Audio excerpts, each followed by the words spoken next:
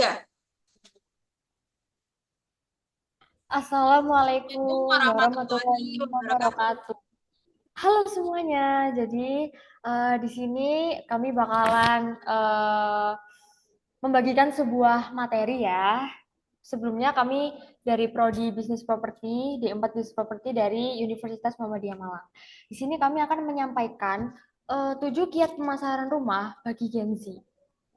Nah, isi materi kali ini itu ada kepemilikan hunian, jenis properti hunian, kondisi fisik, privasi, finansial, merek pengembang, dan pemasaran. Sebelum kami mulai ke materinya, izinkan kami perkenalkan diri kami terlebih dahulu ya. Nama aku Revalina Dwi Syah Putri. Halo, namaku Navita Effendi. Jadi izinkan kami untuk memulai materinya sekarang ya. Nah, yang pertama seperti yang kita tahu kepemilikan hunian. Nah, hunian ini kan salah satu kebutuhan dasar manusia yang di tingkat rendah lah. Jadi di mana-mana pada dasarnya setiap manusia itu pasti butuh tempat tinggal. Nah, itu tuh ada banyak sekali aspek yang diperhatikan konsumen. Di antaranya tuh biasanya keinginan sama kebutuhannya. Nah, oleh karena itu, kita bakalan bahas materi ini buat mengetahui preferensi yang sesuai sama karakteristik Gen Z dalam memilih tempat tinggal mereka.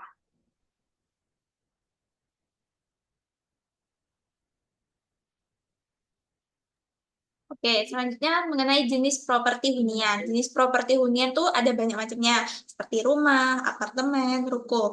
Nah, rumah dan apartemen ini dijadikan sebagai tempat tinggal kita. Sedangkan ruko ini biasanya digunakan untuk tempat berbisnis, seperti dan ini kan ruko yang jual apa ya, sepeda listrik, terus ruko-ruko yang jual alat-alat elektronik, dan biasanya kalau Gen Z itu biasanya kan kayak tempat thrift-thriftan gitu dibuat berbisnis. Next. Nah, selanjutnya di sini ada kondisi fisik. Nah, kondisi fisik ini itu benar-benar kondisi itu apa ya? Intinya poin ini tuh yang lebih diperhatikan sama Gen Z ya. Nah, yang pertama itu desain modern dan fungsional. Jadi Gen Z itu cenderung suka sama desain yang modern, terus yang fungsional gitu ya. Nah, penggunaan ruang yang efisien, terus interior yang estetis itu salah satu contohnya. Jadi itu tuh bisa menciptakan ruang yang dapat disesuaikan sama kebutuhan mereka. Itu sangat penting banget gitu. Nah, lalu yang kedua itu ada teknologi dan konektivitas. Nah, Gen Z ini menurut aku itu ada dua tipe.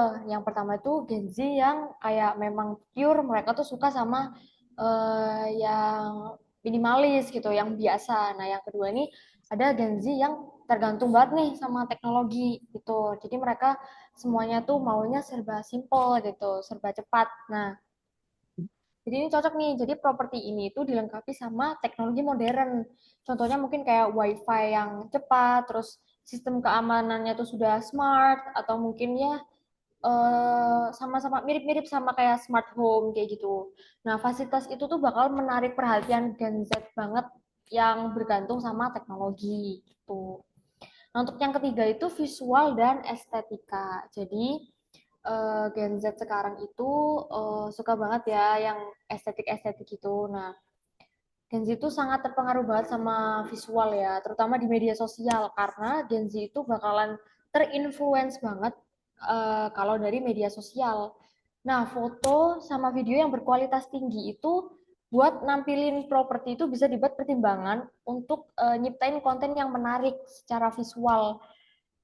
Biasanya tuh buat di platformnya tuh Instagram atau TikTok atau dan lain-lain juga bisa.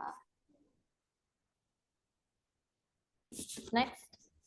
Selanjutnya tentang privacy. Nah, di privacy di sini tuh kayak desain ramah lingkungan yang menawarkan privasi. Jadi, properti yang kita rancang itu harus memperhatikan keberlanjutan dan privasi, kayak penggunaan jendela yang berlapis yang menjaga privasi tanpa mengorbankan pencahayaan alami. Jadi, maksudnya di sini tuh kayak misalnya kalau orang lihat rumah kita dari luar tuh kelihatannya gelap, padahal di dalam itu terang. Jadi, kita masih dapat cahaya, cahaya itu masih bisa masuk tuh. Jadi, itu termasuk menjaga privasi tanpa mengorbankan pencahayaan alami. Jadi dapat menarik nih perhatian dari Gen Z yang peduli terhadap aspek tersebut. Yang kedua, tentang ruang terbuka yang memadai. Jadi kehidupan di perkotaan tuh kan seringkali menghadapi tantangan dalam hal ruang terbuka. Nah, Gen Z ini menghargai akses ke taman atau ruang publik yang aman dan nyaman. Jadi kalau punya akses ke ruang terbuka yang bisa dikelola dengan baik, di mana mereka itu bisa bersantai tanpa merasa terpapar. Jadi kayak mendukung kebutuhan privasi mereka. Terus yang ketiga itu keberlanjutan dan privacy. Jadi keberlanjutan di sini tuh maksudnya Gen Z itu sangat peduli dengan isu lingkungan kan. Nah, jadi mereka itu lebih memilih properti yang menerapkan praktik berkelanjutan kayak penggunaan energi terbarukan, dan material yang ramah lingkungan. Nah, mengintegrasikan aspek keberlanjutan itu dengan privacy, seperti apa ya, penggunaan bahan bangunan yang mengisolasi suara atau sistem manajemen limbah yang efisien. Nah, itu bisa menarik perhatian Gen Z. Okay, next. Finansial ini yang pertama ada harga yang lebih terjangkau. Jadi Gen Z itu kan biasanya lebih milih apartemen nih daripada rumah, karena apartemen tuh umumnya punya harga yang lebih rendah tuh dibandingkan sama rumah, terutama di daerah perkotaan kan. Karena ini membuat menjadi pilihan yang lebih realistis bagi Gen Z. Karena seringkali Gen Z itu kan baru memulai karir dan mungkin tuh belum punya banyak tabungan gitu. Jadi mereka lebih memilih membeli apartemen daripada rumah. Yang kedua, mengenai biaya perawatan yang lebih rendah. Jadi biaya perawatan di sini tuh kalau membeli apartemen tuh kan seringkali dengan biaya perawatan yang lebih rendah dibandingkan kita tuh beli rumah karena banyak fasilitas dan layanan yang pemeliharaan yang dikelola oleh pengelola gedung. Jadi kalau misalnya di apartemen tuh kan semuanya sudah disediakan. Kalau di rumah kan kita masih harus membelinya. Jadi nggak langsung tersedia gitu. Terus yang terakhir mengenai pembiayaan yang lebih mudah. Jadi dengan harga yang lebih rendah, apartemen tuh seringkali mudah dibiayai melalui pinjaman hipotek. Pinjaman hipotek itu maksudnya jika peminjaman tidak dapat membayar pinjaman, jadi pemberi pinjaman itu berhak menyita properti yang kita pinjam itu. Jadi pinjaman hipotek tuh biasanya punya jangka waktu yang panjang, dari 15 hingga 30 tahunan. Dan melibatkan pembayaran cicilan bulanan yang terdiri dari pokok dan bunga. Nah, pinjaman ini biasanya seringkali digunakan oleh individu untuk membeli rumah atau properti investasi. Gen Z itu mungkin belum punya riwayat kredit yang panjang kan, dan dapat lebih mudah mendapatkan persetujuan untuk peminjaman tersebut. Jadi lebih apa ya, lebih enaknya itu melalui pinjaman hipotek bagi Gen Z ini. Next. Ya, yang selanjutnya itu merek pengembang ya. Jadi di sini itu bisa dipoinkan mencari pengembang yang terkenal atau sudah dikenal banyak orang. Nah, Gen Z itu pasti bakalan mencari pengembang yang ya yang terkenal, sudah dikenal banyak orang ya. Contoh umumnya yang bisa kami sampaikan itu seperti Citraland dan Sumarekon ya yang terdapat pada gambar. Nah, jadi kan siapa sih yang nggak tahu Citraland sama Sumarekon gitu. Nah, sini kami akan menjelaskan kenapa Gen Z itu mencari pengembang yang terkenal atau sudah dikenal banyak orang. Yang pertama itu karena reputasi dan kepercayaan. Nah, eh, Gen Z ini cenderung memilih pengembang yang memiliki reputasi baik ya. Mereka tuh pasti mencari pengembang yang dikenal untuk kualitas bangunan yang bagus dan juga pelayanan pelanggannya tuh yang baik gitu. Nah, jadi itu tuh bakalan membuat memberikan rasa aman gitu dalam diri mereka gitu. Jadi mereka rasanya tuh kayak oh udah nggak rugi nih investasi di pengembang ini gitu. Nah, untuk yang kedua itu kualitas dan desain. Jadi ini benar-benar mempengaruhi banget ya. Apalagi kan dari poin yang kita ambil tadi, Gen Z itu adalah generasi yang sangat mementingkan visual dan estetika. Nah, ini kualitas dan desainnya termasuk. Kenapa? Karena merek pengembang yang sudah mapan itu sering diasosiasikan tuh dengan desain yang modern sama berkualitas tinggi dong tentunya. Nah, Gen Z itu sangat amat menghargai estetika dan fungsionalitas gitu. Nah, jadi mereka tuh lebih cenderung memilih rumah dari pengembang yang terkenal karena sudah menghasilkan produk yang berkualitas gitu. Makanya Gen Z itu apa ya istilahnya mencangkup lah pada poin ini gitu. Lalu yang ketiga itu ulasan dan rekomendasi. Jadi Gen Z itu benar-benar dipengaruhi banget sama ulasan rekomendasi orang lain ya, terutama di media sosial. Kan seperti yang aku bilang tadi ya, Gen Z itu bakalan lebih terinfluence banget sama media sosial karena mereka itu apa ya generasi-generasi yang paling banyak mengkonsumsi gadget gitu ya istilahnya dan lebih paham gadget gitu. Jadi mereka pasti bakal lebih banyak mengkonsumsi gadget. Nah, jadi mereka bakal lebih terinfluence gitu ya. Jadi pengembang yang punya reputasi positif dan banyak ulasan baik itu bakalan lebih menarik perhatian mereka gitu. Nah, lalu yang keempat itu ada pengalaman pelanggan. Ini juga ngaruh sekali karena pengembang dengan reputasi yang baik itu biasanya itu menawarkan pengalaman pelanggan yang lebih baik gitu. Jadi proses pembeli, jadi misalnya itu kayak proses pembelian sampai layanan purna jualnya itu bakalan eh, dijadikan pengalaman banget lah sama pelanggannya gitu. Nah, Gen Z itu benar-benar menghargai layanan yang responsif dan dukung kayak gitu. Gitu. Itu beberapa alasan kenapa mereka pilih merek pengembang yang terkenal. Next. Selanjutnya mengenai pemasaran. Yang pertama promosi dan diskon. Jadi promosi itu kita kan bisa melalui media sosial. Karena Gen Z itu kan cenderung mengonsumsi gadget seperti Instagram, TikTok, YouTube, Facebook, dan lain sebagainya. Untuk diskon, diskon di sini tuh Gen Z itu kan cenderung menghargai fleksibilitas. Jadi kayak kita pembayarannya melalui DP dulu atau cicilan ringan. Nah, itu bisa menarik perhatian mereka. Kita di awal kasih diskon DP sebesar misal 10-20%. Nah, itu bisa membuat pembelian rumah itu terasa lebih terjangkau. Nah, menggabungkan diskon properti dengan fasilitas lain seperti furnitur atau renovasi gratis itu akan menambah nilai yang dirasakan. Misalnya beli sekarang gratis renovasi interior. Nah, itu bisa menarik perhatian calon pembeli terutama Gen Z ini. Jadi mereka itu pengen rumah yang udah siap pakai. Yang kedua mengenai kampanye digital yang menarik. Jadi kampanye di sini tuh maksudnya pemasaran rumah bagi generasi Z itu bisa dilakukan dengan pendekatan digital yang otentik dan edukatif. Misalnya kampanye di media sosial nih seperti Instagram dan TikTok itu dapat memamerkan keunggulan rumah yang kita jual dengan video yang estetik termasuk tour virtual yang mudah diakses. Nah, selain itu kalau properti ini punya fitur yang ramah lingkungan seperti panel surya atau material yang berkelanjutan. Nah, hal ini tuh bisa menjadikan daya tarik nih bagi generasi Z yang umumnya peduli pada keberlanjutan.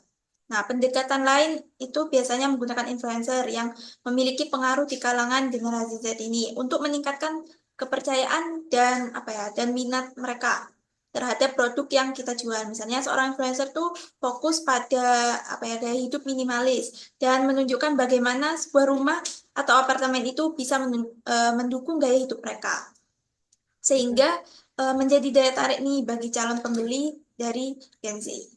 Yang terakhir, mengenai pengalaman virtual.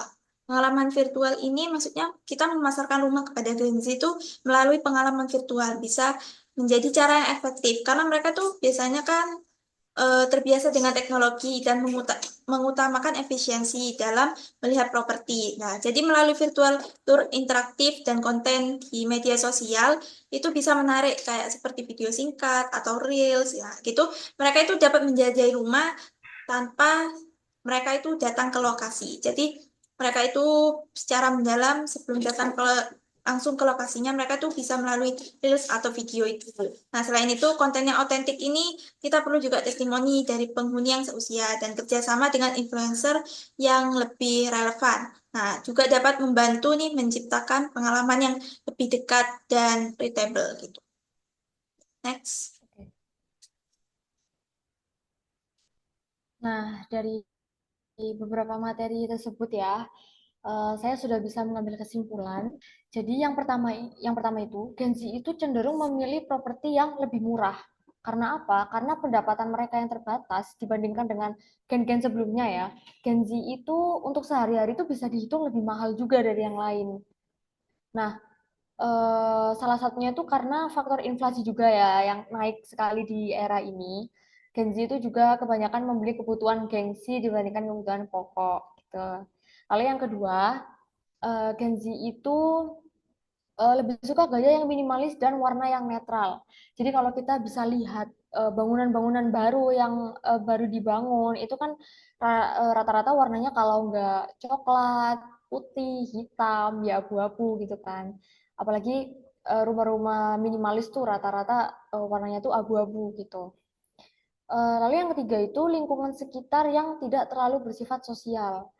Contohnya tuh kayak di perumahan perkotaan elit. Nah, pasti Gen Z zaman sekarang itu impian rumahnya itu kebanyakan itu di perumahan perkotaan elit ya, karena mungkin mereka juga menghindari sosialisasi dengan satu sama lain juga karena mungkin kan sekarang istilahnya introvert ya, kayak gitu-gitu. Nah, mereka tuh pasti juga ingin punya rumah di situ karena tingkat sosialisasinya tuh rendah di sana. Yang perumahan perkotaan elit itu kan biasanya sepi kayak gitu. Lalu yang keempat itu dilihat dari pemasarannya, Gen Z itu cenderung tertarik dengan metode pemasaran melalui media sosial dibandingkan brosur, spanduk, dan lain-lain. Nah, ini sebenarnya relate ya, karena kalau orang-orang bisa lihat juga kebanyakan Gen Z itu kalau dikasih brosur itu tuh langsung dibuang gitu kan. Rata-rata kan seperti itu ya. Nah, kayak gitu juga. Jadi kalau spanduk itu mungkin hanya kayak lewat aja gitu, nggak terlalu dibaca juga. Nah, sedangkan kalau melalui media sosial, kita kan sudah bisa bebas berkreasi gitu. Entah kita mau menambahkan kreativitas apapun yang membuat orang lain tertarik, pasti bakalan ditonton terus. Nah, itu tuh Gen Z tuh tempatnya ada di media sosial. Tuh. Jadi dibandingkan itu, ya lebih worth it media sosial gitu dibandingkan yang nyata seperti brosur, spanduk, dan lain-lain. Biasanya kita kalau kasih browser dibuang ya, Kak. Oh, oh, kamu juga ya? Iya.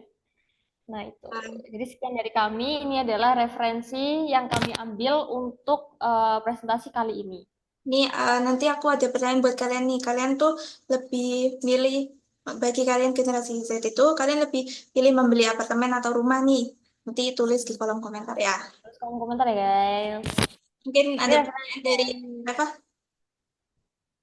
Kalau aku sih, ya mungkin kalian ini kali ya. Kalian lebih suka Gen Z ini lebih suka yang di perkotaan atau pedesaan gitu. Yes. Kayak yang mana gitu. Nanti tulis ya di kolom komentar. Atau kalian Iya. bisa DM Instagram kami, D4 Bisnis Properti. Nah, iya. .umm. Nanti bisa DM di situ ya, guys. Atau mungkin ini YouTube-nya ada Kalau di sini. YouTube-nya ini D4 Bisnis Properti Vokasi UMM, nggak usah fundamental. Iya, iya, Untuk iya, iya. nanti. Ya pokoknya nanti komen aja di video ini ya, guys ya. Oke. Pokoknya ada di akun ini ya. Tuh. Sekian dari Oke, kami. terima kasih. Dadah. Sekian dari kami materinya. Semoga Assalamualaikum bermanfaat. warahmatullahi Oke, wabarakatuh. Assalamualaikum warahmatullahi Semoga wabarakatuh. bermanfaat.